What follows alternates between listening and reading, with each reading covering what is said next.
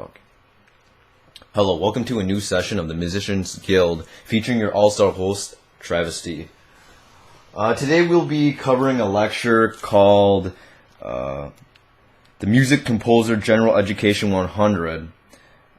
It would be about equipment, education, resources, and the future. I'll quickly write that up in a Microsoft Word document. I think we'll be covering a lot today. I actually just got a recent message from a fellow composer or a fellow man or a fellow YouTuber, you can say, who has been asking me several questions regarding the music business or my musical endeavors, my personal interest in music. Well, I thought I actually just combined all of his questions into one session right here, and I hope that you'll get a lot out of it today. While this loads up, I guess basically what we're going to cover is a lot of things. We're going to cover the equipment, the mechanical equipment, such as keyboards, and then of course mixers. We'll cover digital equipment, and also we'll be covering about my personal opinion regarding education, the future, and of course some resources regarding how I've actually self-taught myself to develop such knowledge for this composing endeavor. Let's see. As I stated, the chapter that we'll be discussing is Music Composer, or the course actually, Music Composer Education 100. Actually, we'll name this Music Composer General Education 100. And then, well, that's a long ass. Screw that. It's too long. Music Composer Education 100. Equipment, education, resources, and the future. I'll make this big so we can at least all read it. Okay. Music Composer Education 100. Equipment, education, resources, and the future. Get a little bit bigger. Okay. First of all, I think when it comes to beginning composers, no, I'm not talking about musicians in general, or I'm not talking about players, I'm not talking about performers in general. I'm talking more today about composers who want to start developing resources, knowledge, equipment, and other things relating to this endeavor. I guess the beginning composer is probably thinking, what do I invest in? I'm a little confused. I'm really new to this. I don't understand what should my investment be. What should I do with education regarding this endeavor or the future? The music industry is really hard to get into. It's really competitive. How am I going to do all of this other sort of things? Well, to be honest with you, I don't have all the knowledge. I only work with software that I've used, and personally, I'll put my own spin on this topic because. Personally, I mean, I'm just a guy who just likes to compose music, who hopes to make a living someday in the future, has entirely devoted 2 years entirely to composing music, and hence of trying to balance other things such as reality. Of course, you got to realize that reality is a big issue with a lot of composers, because generally, most composers that I've actually written, or I've looked up, most composers, musicians, artists, these that all become famous, to be honest with you, a lot of them didn't have that many. Their positions that they had prior to this, they weren't really that sophisticated. They weren't really that knowledgeable. A lot of these successful artists happened to be doing dishes, security, janitorial work. Even one guy was working at a fast food restaurant. So all those are opportunities that you guys got to realize that in spite of your composing endeavor, if you want to put a lot of effort into it, it takes time, it takes effort, it takes precision, it takes perfection. And I feel that in spite of all this, since it is a creative field, I think in terms of perfection, a lot of that is based on your personal goal, on what you feel is appropriate, what you feel that either A, you feel that you just want to put art out there to make an expression, or you want to make art to make a living, and that's when you have to realize that it's no longer an art, it's a trade.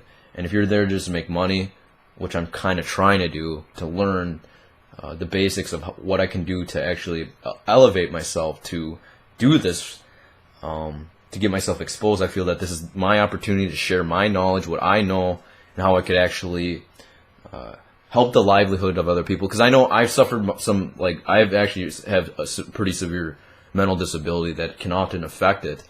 Or my ability to pursue music full time, my ability to make a living at it right now, the ability to feel confident. I've always wanted a mentor to keep my chin up, to do things like that. But I personally kind of believe that, well, eye strain's going to be there forever. Whether I overdo music, whether I look at the computer too long, it's going to upset my ability to sleep appropriately. And yep, I'm definitely going to be pretty irritable, not too happy, but music gives me the most satisfaction in my life. I think I want to kind of relate to this. I had a girlfriend not too long ago that kind of was pretty disappointed, or she was pretty frustrated, the fact that she said, Travis, like, she was actually kind of really upset, crying, and she said, Travis, you put everything else ahead of me. Your music, I was painting at the time, yeah, but I was trying to provide something, but even at that, it's true. I guess to kind of realize after the fact, I put so much passion in my music, in spite of my issues, eye strain, computer use, or overdoing my improvs.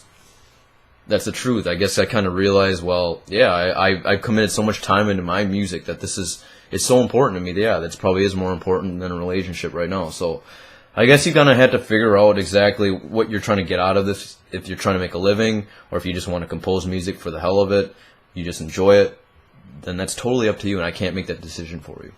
But anyways, this kind of gets to our first question, where you have to first ask yourself conscientiously, what are you trying to achieve as a musician or as a composer?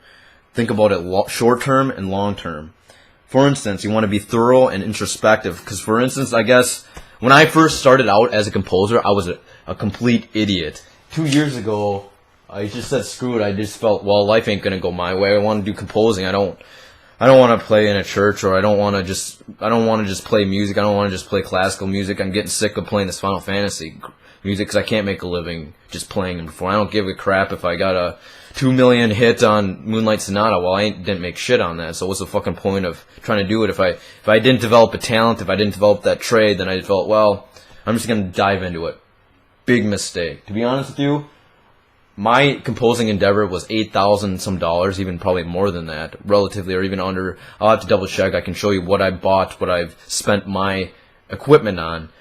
There's this guy at work that said, well, I just spent $140 on my girlfriend's guitar. Well, F that. I spent $8,000 on my entire equipment, and I kind of scared my parents pretty much shitless. And a lot of people at my age probably have the funds, but they don't spend so much investment in their equipment. They spend an elsewhere, like a car, which I don't have, or rent, which I guess I don't care about.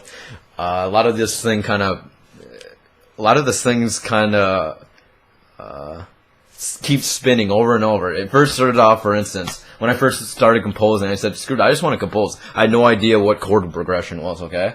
And then I said, well, I'm still having this eye strain issue, so F that. I did a whole bunch of shit, and then I went ape shit, and then I went going crazy. I developed schizophrenia, psychosis. That's when I was working full-time, going to school full-time. Of course, yep, eye strain. Like I said, it causes pretty severe sleep deprivation, or overdoing music. Yep, I'm pretty irritable.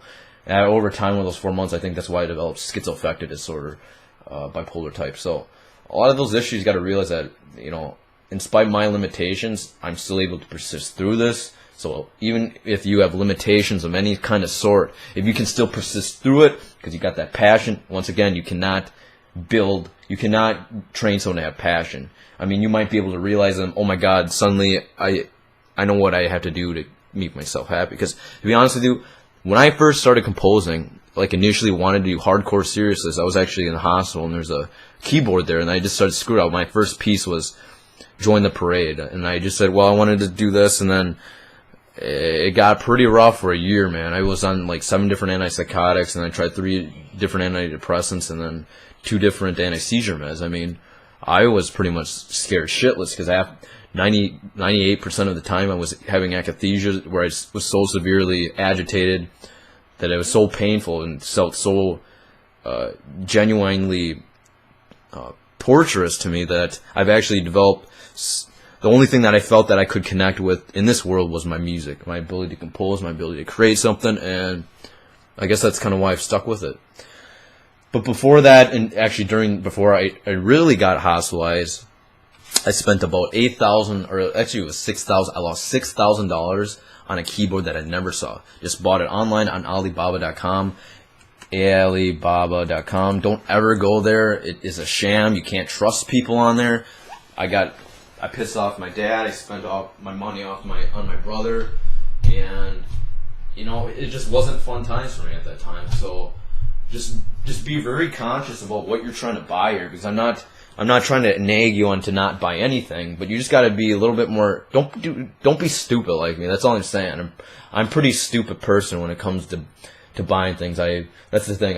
I'm not gonna lie. I do have spending problems, so because I also got an SSDI. So no why. It was the government that has helped me afford all this equipment.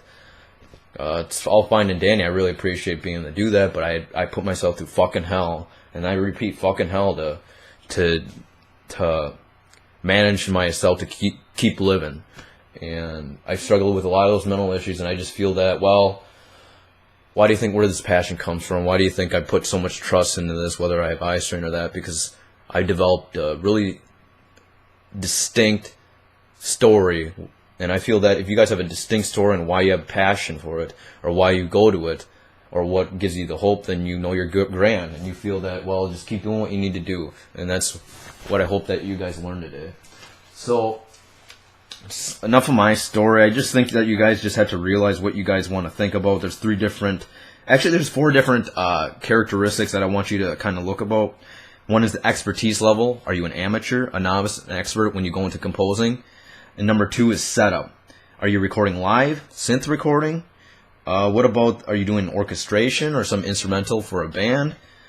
And the genre that you're type of doing, because that can actually affect your software that you use, or the type of virtual instruments that you use. And number 3 is limitation, like I discussed: eye strain, social anxiety, overdoing music, loner tendencies. It's going to probably really affect my ability to pursue music, because generally speaking, I know for a fact that these are limitations that have prevented me from trying to make a living doing it. So, and number 4 is education, and number 5 is resources. Let's start with the beginning, your expertise level. If you were an amateur, this is what all I would want you to buy. Okay? Let's see. My stupid camera's microphone keeps falling down on me. So, if you're an amateur, you have no expertise, to be honest with you, all you really need is a keyboard. Doesn't have to be fancy. All you really need is a keyboard. And of course, let's see, a keyboard and really simple software. I think primarily if you're doing live recordings, there's this program called Movie Magics or something, I believe. Or let me see, because I have a friend of mine that stated about another friend, or another composer. A composer informing another composer said to me, well, there's this program that this guy uses, it's Movie Magic, and let's see. He uses Movie Magic, and let's see. It's called Magic Music Maker. Now, I have never used that program, but all you got to do is hook up your keyboard to the computer, and then somehow you can magically just play by ear and do it that way, and you record, and then that's it. Get your recordings up, make a CD. It works perfect.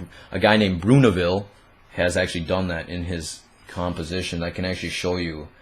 I might as well just actually post some of it, because post his YouTube page, because I feel that he's a really good composer. And this is another thing you have to realize, that not only have to think whether you're not amateur, novice, or expert, you got to figure out if you're a more technical type of composer, or are you listen by ear type of composer. Because, man, if you are a listen by ear type of composer, you can come up with really brilliant things. And that's the great thing, the beauty, is that all you need is your keyboard and the general computer hookup and the program that I just suggested to you earlier. His name is Bruneville. If any of you guys are fanciful for some gothic type of melodies, this is the shit that you want to listen to. This is really good stuff, and he's a listen by ear guy. He does not score his sheets. All he does is play.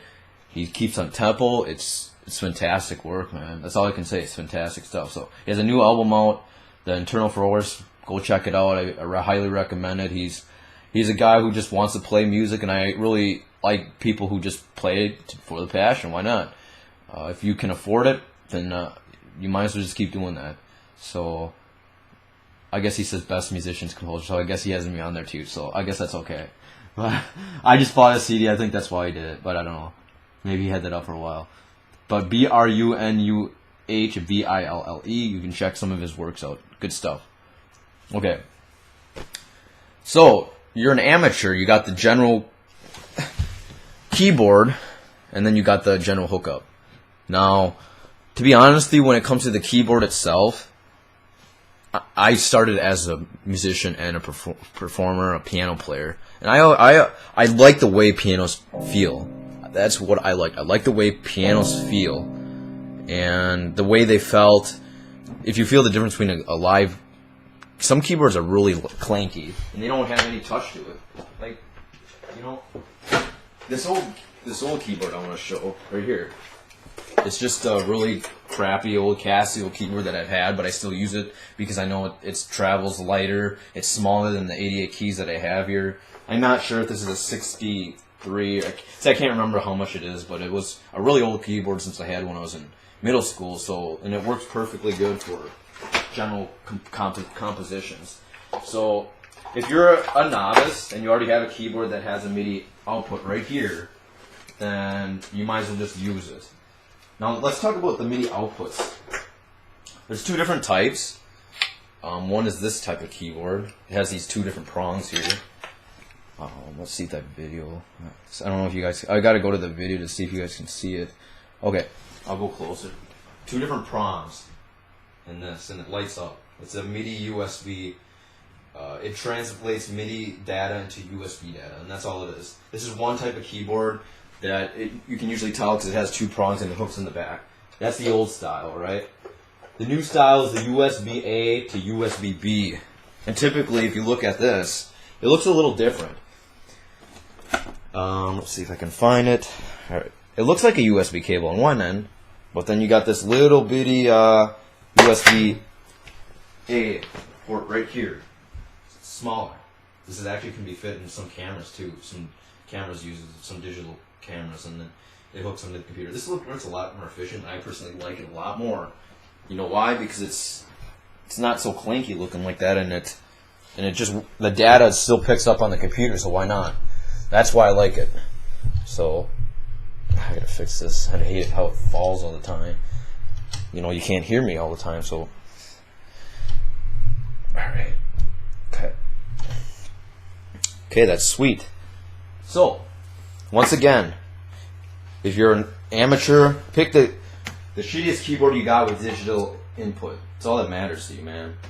I mean, if you just want to compose just for fun, then all you need is a really crappy, half-decent MIDI, a MIDI controller keyboard, and you're good to go with the Magic program that I stated earlier. I've never used it, that's why I can't remember the name. So something with Magic, I can actually go back to it if you guys want to know it.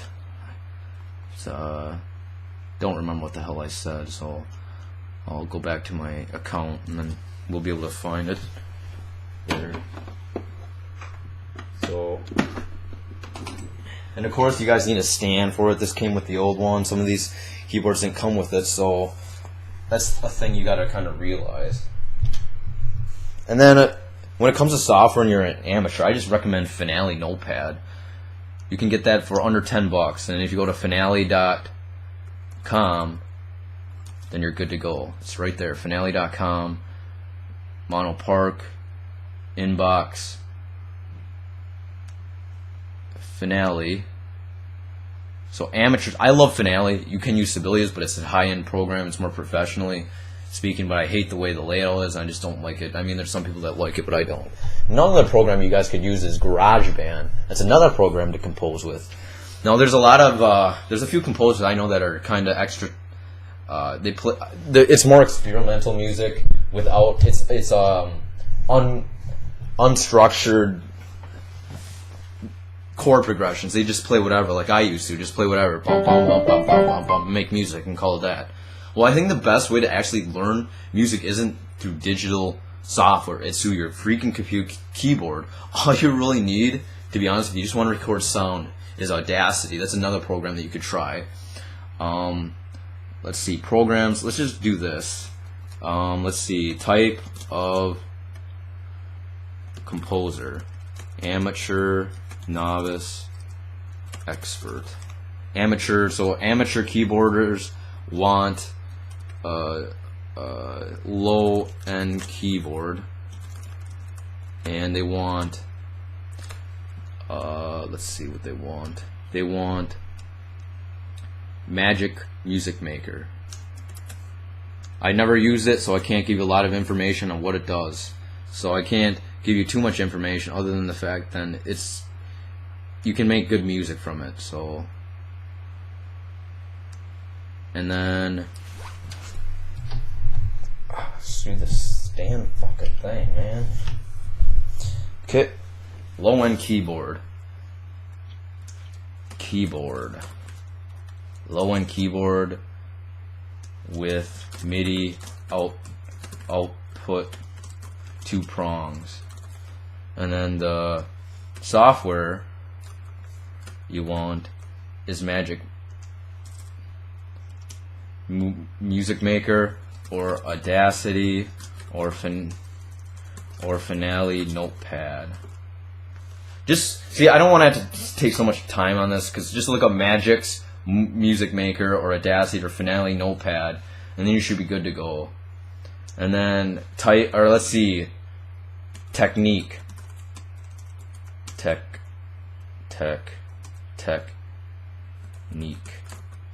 is listen by ear or theory compose or sheet music, or more technical composer. Okay, Technique. If you were listening by ear composer, I would actually probably recommend just recording live. Record live. And technical composers, record using Finale Notepad. There's a way to do it, actually. I was going to show you how to do it if I go to Finale right here. Once again, Finale Music, you go to Products, and then it goes to Notepad. It's under $10. That's the program that I recommend that you guys get for more technical composers. Listen by ear composers, Movie Magic, or I can't even remember, Magic's Music Maker. That's what I want for listen by ear composers. Record live, and then Magic, and then Finale Notepad for technical composers that want to just type it up. Like I said, man, if you're the best way to become a composer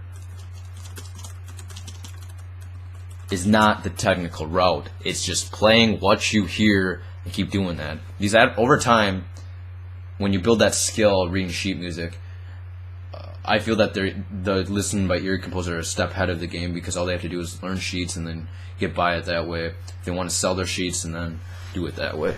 But anyway, let's just move on. This is taking too long. Like I said, best way to compose is improv with keyboard. Simple as that. Okay. Finale. There's a way to actually just record live, but I hate doing it this way, because primarily sheet music is ineligible. Although people can still read the tabs, it's ineligible because of the problem with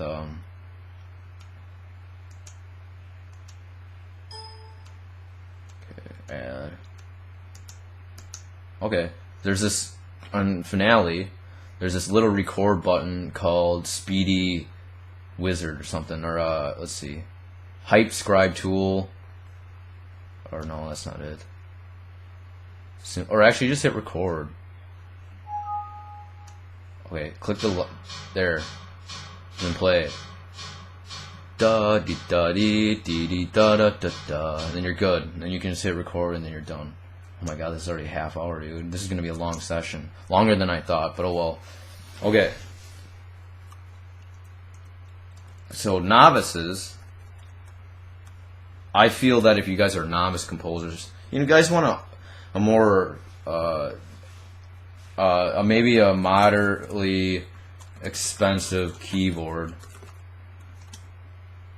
And the thing is, this was about $500, or it was 1,000 actually. But I thought it was worth it because it feels like a good keyboard. It's 88 keys. Yeah, the strings kind of suck on it, but I'm more of a feel type of guy. If it doesn't sound good, and if it doesn't feel good, I don't like it. So, and luckily, when I bought it, I was gonna buy a Yamaha Motif SFX, and it was really a bad idea. And the thing is that you guys got to realize on any type of keyboard, if you're trying to buy a keyboard, never order online unless you know for sure that you have no access to it, or B, you can return it if you don't like it. Because to be honest with you, that although there's this guy that there's this guy Ronald Jenkins that had this Yamaha Motif SSX, and he was playing really fabulous. So I thought, oh wow, look at all the instrumentation it has. But when I felt it, it felt too digital, and I didn't like the way it felt. So I like my Casio Privia. I think it works wonders, to be honest with you, because I like it. PX130 is it's called. It's what I like. So, like I said, never order online unless you know for sure that you want. If it feels okay, or you just want it for the instrumentations or the synths it provides. Okay, sweet. Now let's move on to novice. You want a moderately expensive keyboard. I feel that if you're kind of at that on par with it, and you're more of a technical type of guy, I highly recommend Fruity Loops or Cubase. Now there's other ones such as Pro Tools, though I never got into it. I think I went into Cubase primarily because it's more of a higher end. And to be honest with you, when I had to judge Fruity Loops and Cubase, I'll actually open up Fruity Loops. I really don't like the way it looks. To be honest with you, when I get to it, we'll get to the programs later, but we can discuss about those later. I just want to write these down, what you guys want. Fruity Loops or Cubase, technical players, technical composers, Fruity Loops or Cubase.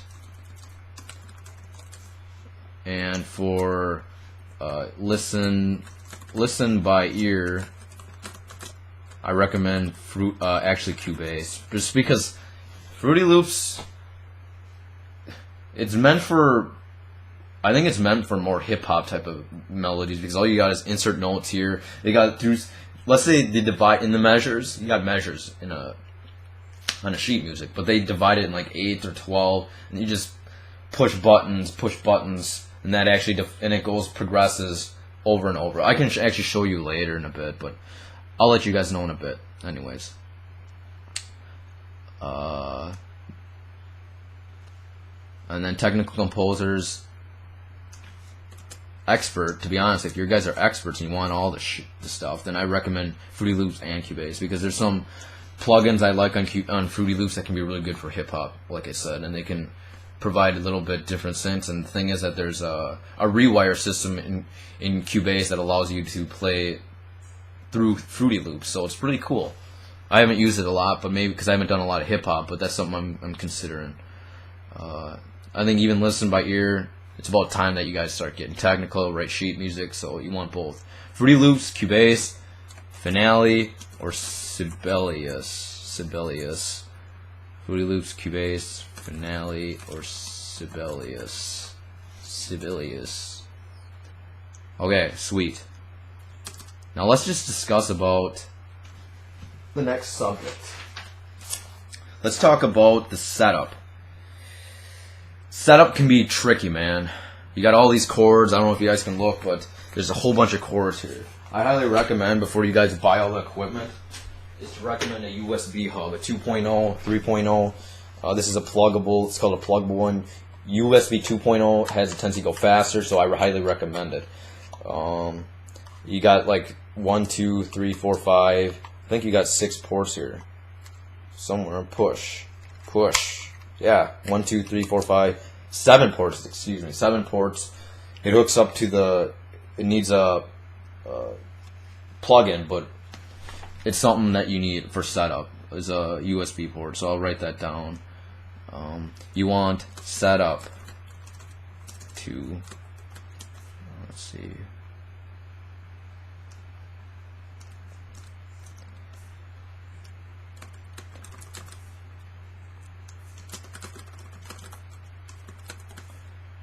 Okay, tips, and then type of composer. This is 1 and 2. Okay. So you got to make sure that you guys kind of realize that setup.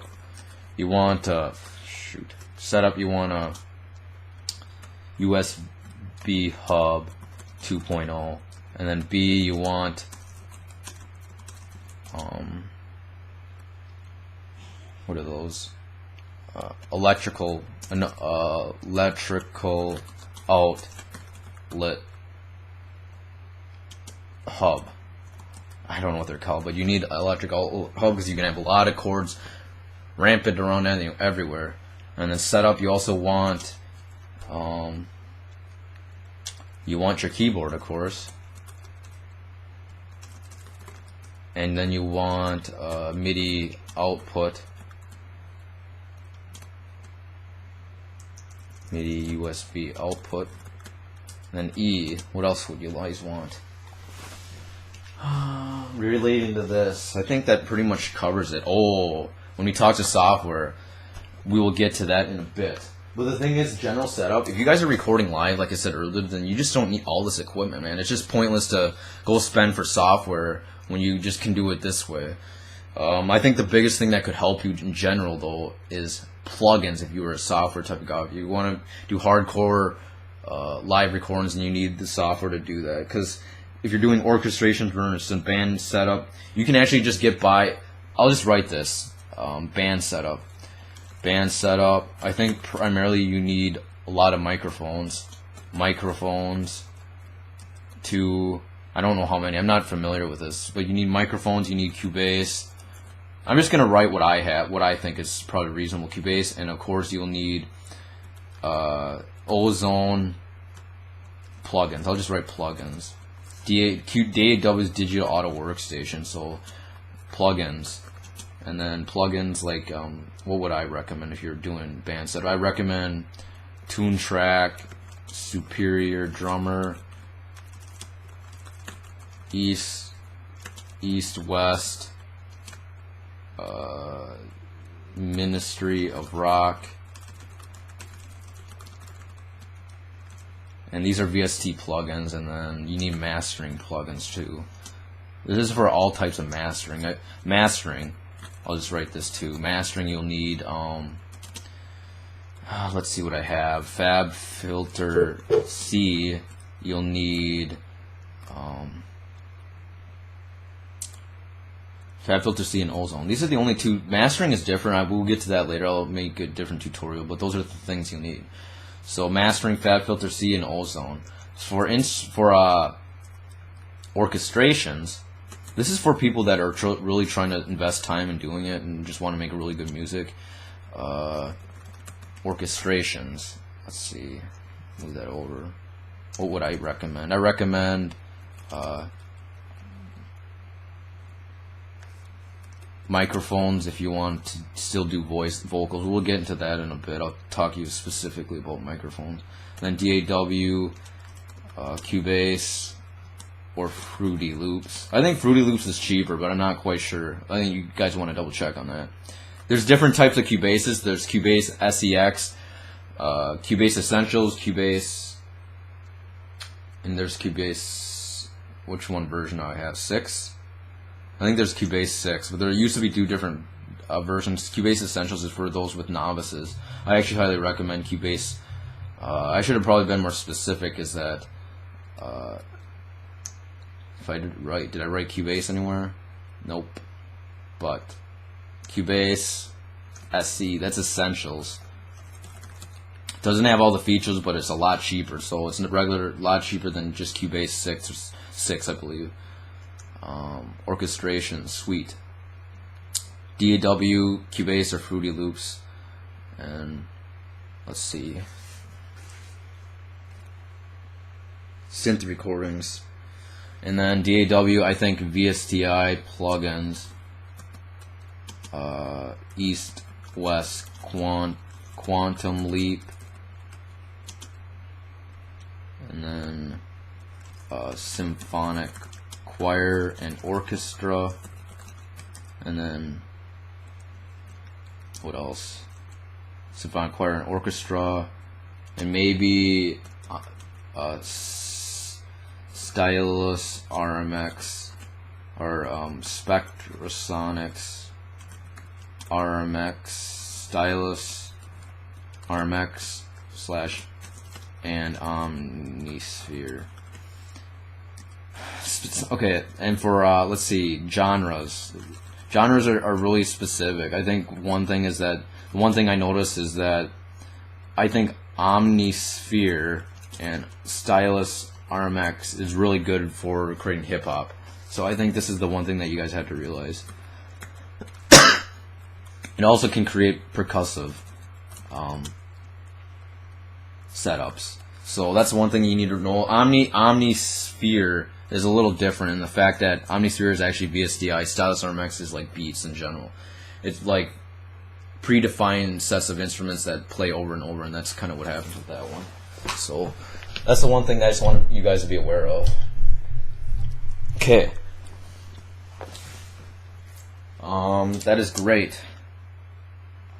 Now let's talk about limitations. Limitations like hardware in general. You guys are going to have to realize is that if you guys have limitations for your hardware, F that. Please do not spend anything on VS. Do not, let's say, number one, don't spend anything heavily, don't spend anything heavily, don't spend anything unless you have the proper computer. There's so many I gotta be honest with you, I had a computer before and it was slow as hell. If you have a whole bunch of VSTIs, that takes a ton of memory. It can actually cause your RAM to slow. It causes, because you have limited RAM setup, it prevents you from getting that proper setup. To be honest with you, this is what I recommend. For those that want to travel with their stuff, we'll just call it stuff. A laptop has to be 64-bit, because RAM can only go up to 4 gigabytes if it is not 64-bit. You know, there's 32-bit, 64. Please avoid 32-bit because you can only have up to 4 gigabytes. You don't want that. It's not something I recommend at all. I think actually Windows 7 and Windows 7 and not 64-bit. Okay, let's see. What I recommend is Windows 7 because that's the latest genre or generation. It does play most of the synths that I have. So there's also coming up with Windows 8. That's another thing you got to consider. So C. RAM can up to go to 4 bits. This is another thing for resources. I recommend going to Crucial, www.crucial.com. I think that's crucial.com because that way you can scan what type of RAM you have on your computer. Watch, I'll just go to crucial.com, www.crucial.com, and then you can actually scan for the type of systems that you got. So, let's see. Memory upgrade. So click memory upgrade, and then I don't know if that's right.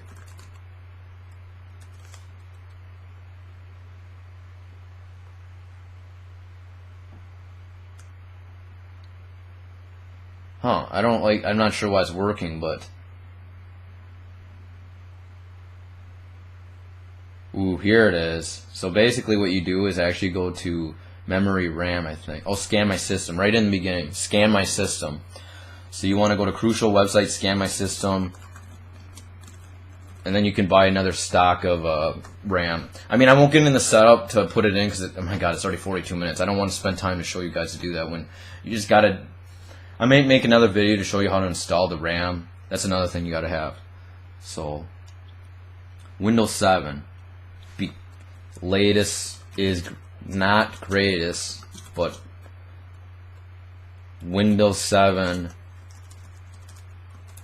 is more functional than XP or ME, according to my opinion. And then another thing is,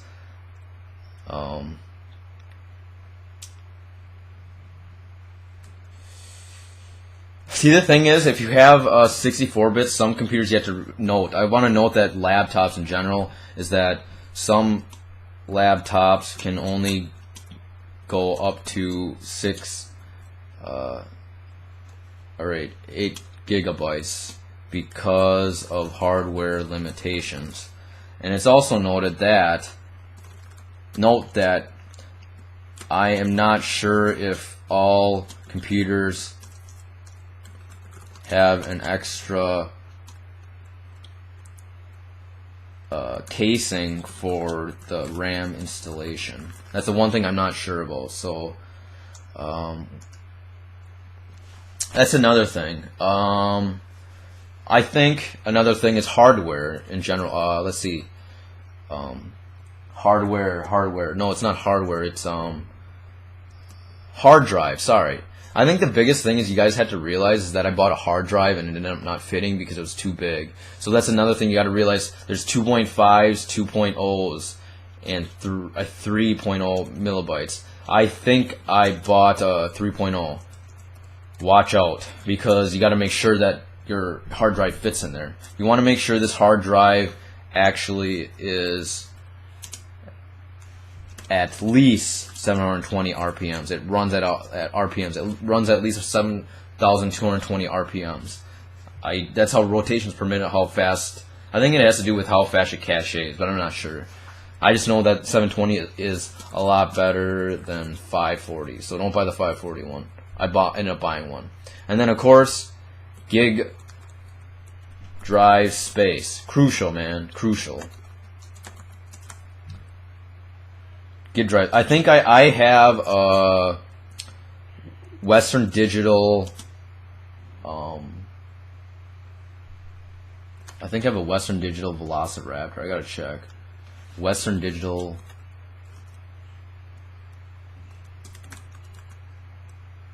Oh, it's Barracuda. I think it's a Western Digital Barracuda. I'll have to double check, but I think it's a Western Digital Barracuda. Or it's a Raptor. It's a Raptor. This is the one I have. Western Digital Raptor. Because I want to be able to travel around here, man. I don't want to just sit at home, just sitting there in isolation and not be able to share my stuff. That's why I prefer this type of route of, yeah, I can't have as many RAM space. So you really don't need that much. I mean, with Windows 7, you can go up and 64, but you can go at 128 gigabytes, which is pretty cool. But I don't know if you'll need that much space to get through it. So more. I'll go to shopping.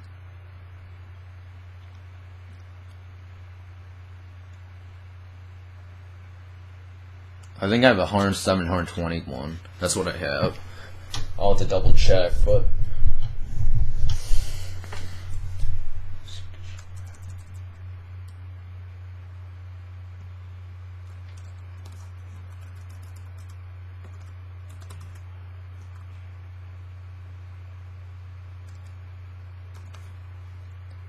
See, I think I bought the Velociraptor, and that ended up being a 2.5 when I have a 2.0 size. So you got to be careful about which ones you buy. You got to make sure that they fit in there. So, screw it. I don't remember what it's called, but I can just pull up my Excel sheet, and then hopefully I can figure out what the hell it is. It's either Barracuda or Velociraptor. I'm not sure. I'll have to double check on that. But see, this is a really slow process. You got to make sure that you spend, before you buy anything, you want to make sure that you have the correct hardware. I think actually Limitations is probably, what I should have done is put Limitations ahead of all this mastering stuff. I'll probably switch this band setup, because you got to first figure out hardware limitations and what you need. Hardware limitations and what you need. And what you need in equipment. And mechanical equipment. Alright, sweet. And we'll put this down here. I don't recommend buying any computers, VSTIs, because it takes a long time to download that stuff. So don't spend time doing that, okay? File, recent, open. I have all my. I see. That's the thing. I also keep track of what I buy. It's important that you guys do that. Also, you guys are gonna just sit there and you're gonna bitch and moan, and then I've spent all this money. I don't realize where the hell it went. So just be conscious, folks. Be conscious. Okay, I saved it in. Try to see records and tutorials, and then oh fuck, sort of junk, and then it should be in here somewhere.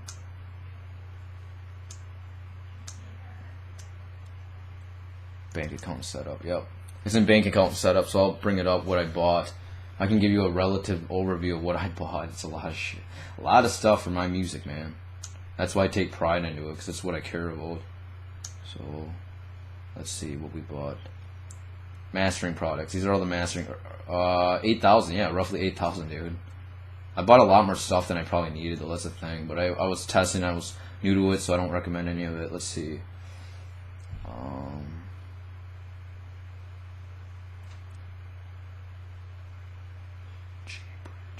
I think another program that you guys want to attempt is to buy JBridge, because it actually can play 64-bit or 32-bit software on a 64-bit hard drive. You want to remember that JBridge software, JBridge. Other software,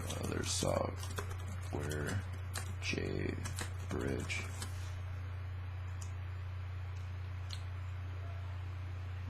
Shoot, is it down here or not? Or it might be on. Western. Oh man, I spent like $1,500 on this type of stuff I bought. On this other stuff, I mean, let's see, we got a Crucial scanner that was $58. Western Digital. Oh, Scorpio Blue. That's the first one, but it's only $540. It's 2.5, but you got to make sure that you want to avoid $540. So I end up selling that, which was stupid. Another thing you want is you want a hard drive. Hard drives are really important. So I'll actually write that. Other software, hardware. Or actually software, other software, JBridge, and then other hardware, and then external hard drive, and USB 2.0 hub.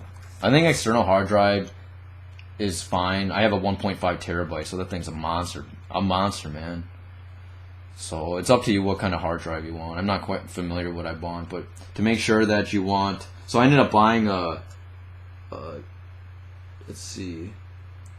The upgrade is expensive. RAMs are expensive. I paid like $239.09 for two 4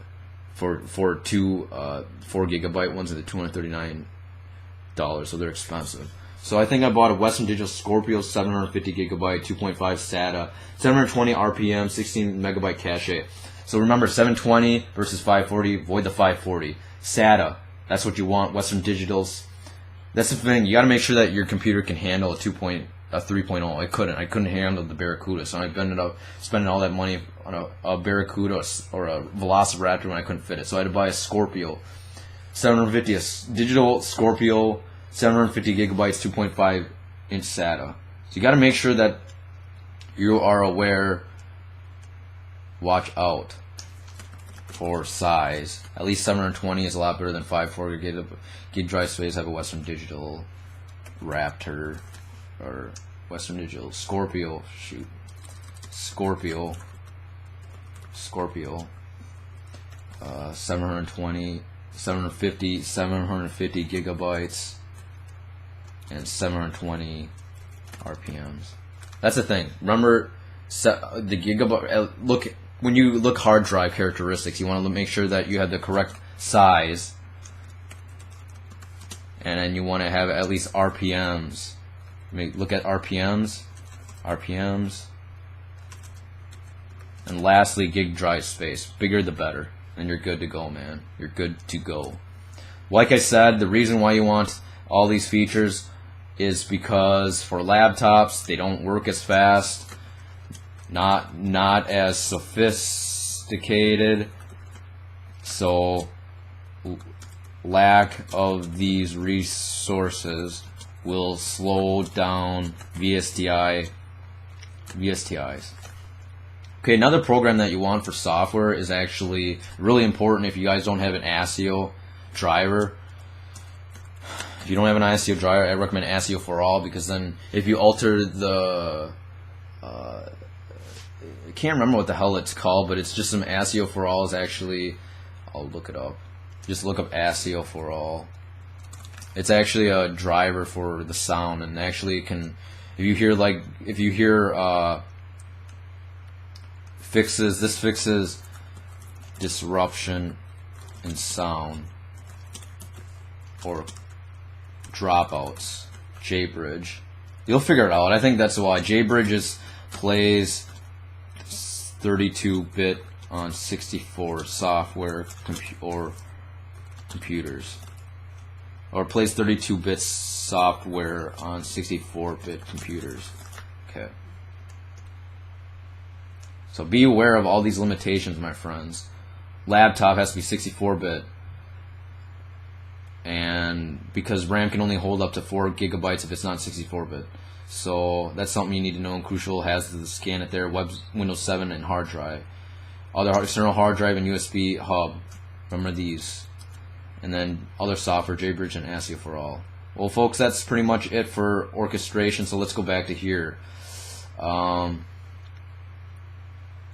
think I'm going to make a separate video that actually specifies all these other types of instrumentations that I recommend, because right now I just want to get across the setups that I have, or why I have all this stuff for various reasons. So I'll probably review this later to see if I missed anything, but currently I think it's okay. So that's good, man. You got to have a beast of a computer, man. You have to have a beast of a computer if you want to make sure that you can handle the software. So it's more important that you guys have the appropriate computer before you buy all this expensive stuff, because it's not worth it. Like I said, orchestrations can vary from live recordings. So let's go to mics. I'll show you what mics. Let's go to mics, my friends. Why mics are important if you're mastering audio. Like I said, audio is like, I think audio vocals is 35% the mic. So vocals, I think that 35% of what you hear is the microphone quality. A good mic can get you a long way, man. You need a pop filter. This prevents. See when you breathe, literally, da-dee-da-dee-da, you can push, you don't hear that. With this, it kind of filters that out. So a pop filter. There's a name for it, I can't remember. And then of course you need let's see, I have it written on here somewhere.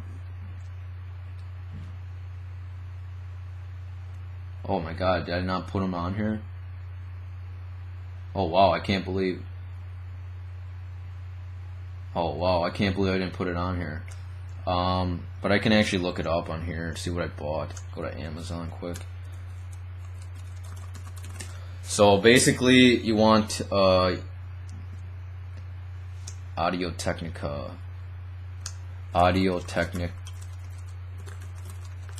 There's a, you don't need the specific Audio-Technica, but I think the best thing that actually helps is a condenser microphone. That's another thing that you want. A condenser microphone. And third one is that you need a stand for it.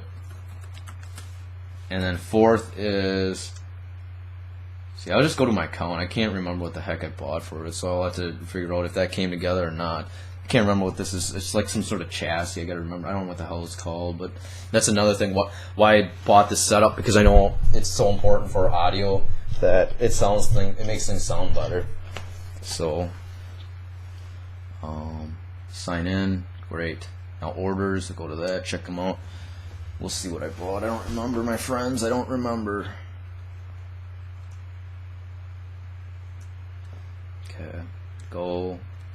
Oof, this is gonna be a 60-minute video, folks. I hope you aren't bored by any of this, but a lot of this information is important, so I want to make sure that I can provide you the best resources. And the thing is, I want to make sure that you guys can provide me with resources, provide me with some wisdom, words of wisdom, software that you've used, software that you feel free to be open. Feel free to make criticism, comments, anything. You should be fine, because I'm just curious about this. I've been self-taught, and I haven't spent a lot of time other than that figuring.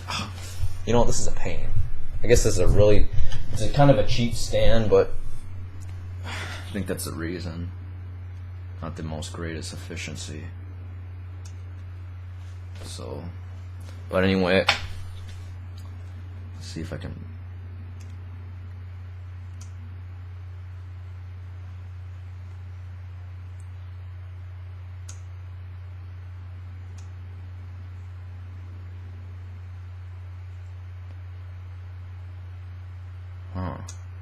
I can't believe I cannot find it. It has to be on here, man. It has to be on here. I wonder if it's on the first page. I'll double check. I don't know if I should have bought it on here. I could have swore I bought it on here. I absolutely swear I bought it on here, because it was before my painting escapade. Oh, here it is. An on-stage stand with a boom microphone stand is called a boom microphone.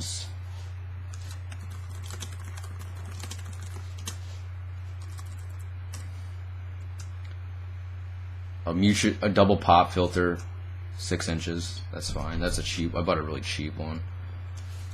Double inch pop filter, 6 inches. 6 inches, and then a shock mount, spider mount for condensers. Spider mount for condensers.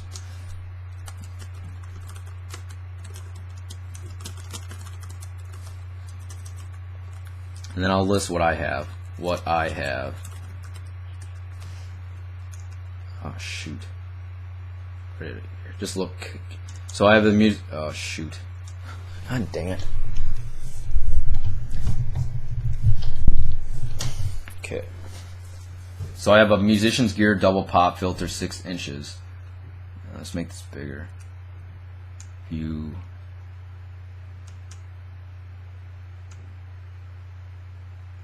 So this is what a musician's gear double pop filter, 6 inches, a Samsung SP01 shock mount, spider mount for condenser mics, odd stage stand, triple boom. And then I have an Audio Technica somewhere. I don't know why the hell it's not showing up, but I have an Audio Technica mount.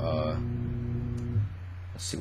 I'm not quite sure why I bought this spider mount. Just probably because I knew it wouldn't fit on here. I wanted the stand to fit. See, that the thing is, the boom is separate from the shock mount. And the thing is, you have to put see, it doesn't fit properly, so you gotta buy some felt if you buy this Audio Technica, what I have. Feel free to let me know if there's other mics, man, that are better than this. I mean, I'm not familiar with type of mic setup when it comes to playing live instruments or acoustics, the type of setting you need. Hell, I don't have the appropriate setup. This is just a freaking bedroom, so even I know that setup can be dependent on the studio that you have or the environment that you're in. So anyway, that's my microphone setup. I hope you guys learned a lot.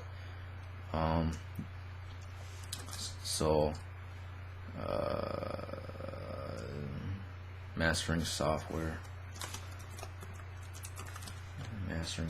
So we covered mastering software, and then we covered, actually, I want to put this up here, and then put this down here. So there you go, folks. Let's see what else I have to cover. Recording live. Recordings. So that's it, man. Before you buy anything, if you just want to compose, I'd recommend buy a keyboard, and a computer. Number 2, if you are so all you need is a keyboard and a computer, and then the Magic Music Maker, or if you want to be technical, the Finale. And number 2, you want to focus on your computer. Once again, I said 7,200 RPMs. That's what you want to focus on. And number 2, focus on the that it fits your drive. Number 3, how big it is. You want a pretty large drive. And number 4, when it comes to your RAM, first we covered a hard drive space and RAM. RAM, you want to at least have at least 8 gigabytes, because that'll efficiently run it. Even mine slows down, but it can't go over than 8, so I'm kind of stuck with it, because it's the type of computer that affects it. And then you want to make sure that you have JBridge, and you want to make sure that you have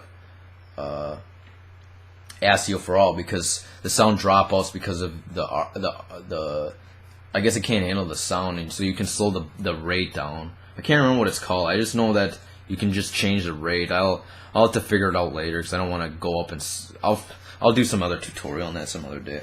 So that covers limitations. Now limitations also, if you have eye strain, can't play, ain't talented, lazy, don't want to be perfectionist, don't want to make a living, then what the hell? Don't even listen to this. It's pointless, because I'm here to actually make sure that you guys can provide you with the right resources. In spite of my limitations, look at I'm doing it anyway, because that's just, I'm a fool, I'm stupid, just do it anyway because it's what I care about. So, okay, let's talk about furthering education. To be honest with you, from what I read on this website from recent, it said that 50% of graduates, they go to sound engineering or sound engineering versus music composition. See, to be honest, I don't know the specs on them. I feel that the best thing, let's talk about the good things if you go to it. You learn skills, hopefully. And then number 2, networking. I think the biggest, most important aspect is networking. That's one thing I don't have here. I don't have a lot of networking to work with other artists, because I don't. I'm not that confident in my skill, and I know I have issues that kind of prevent me from doing that. So, and employment though. I think employment is really tough in the music industry. I think it's 50% rate find employment on this website, so that's why I didn't go to a local school to be a sound engineer, because it just didn't make sense to me. I have all the skills out. They focus on Pro Tools and what's important. If I can learn it by myself, and I'm more geared to learn it myself, then what's the point of going to school, spend a whole bunch of money, because it's pretty expensive, and most likely they're not. The transfer credits are not fixated to the right ones if you quit. End of story. So, like I said, I think the biggest thing that you can do for yourself is networking to go to sound engineering school. But you can learn a lot more by yourself if you're geared to it with a passion. Passion brings motivation. Simple as that. Passion will bring your motivation. So that's the one thing I want to cover, even despite my limitations. I keep going anyway.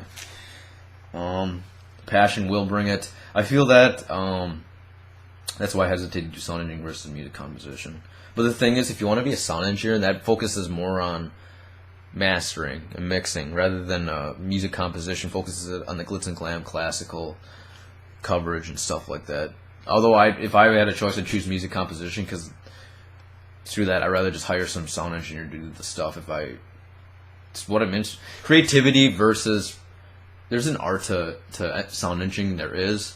But it's so hard on the eyes, I don't know if I can handle it, and can't sit at a computer too long. Although the more the actual studios seem interesting, but I want to build my composing skills to show that I actually have enough stuff. But I do take pride in my work, so let's see the reality of things. Most musicians in general, if you don't go to school, you don't want to be a teacher, musicians, other than teaching, most musicians have daytime jobs. Hell, I'm 25, I work part-time. Though I'd rather be doing music, I know I have to balance myself is important. That's the thing. Make sure to balance yourself. Because if you have eye strain, or if you have arthritis, it's just pointless. Don't overdo it, because there's always tomorrow. Always tomorrow, man. Always tomorrow. So, I mean, that's the thing, man. I even myself, I was debating what I need to do, mechanic or working on the railroads, but I see that's the thing. I have a tendency if I overdo music, it affects my sleep, and then I have light sensitivity or I get irritable.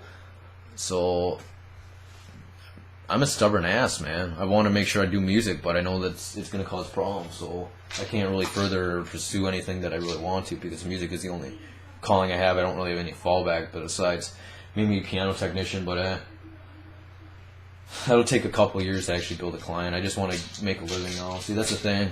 Reality kind of sucks if you want to be a musician, because if you're doing it for the art, you're going to be effed. But if you're doing it for trade, you can make a hell of a lot of money. So you might as well figure out what you want to do. Art versus trade. Simple as that. That's the thing. I think in terms of what is best for you, you got to figure out that for yourself. I can't tell you. I myself kind of want to make a living doing something so I can maybe be a mechanic, so then I could do songwriting while I'm at the work. If I don't have people coming in, I can just do that, or sit at home and then just do that. But see, that's the thing. Light sensitivity, I can at least work at night or some job. That's the thing. I have other resources that I'm not sure what I want to do. I just want to make sure I have to do music, and I take a lot of pride in it. It's the number one thing that I take pride in is my music. So my ability to compose, my ability to share my knowledge. So that's the thing. I hope I came here to mentor you, all of you guys.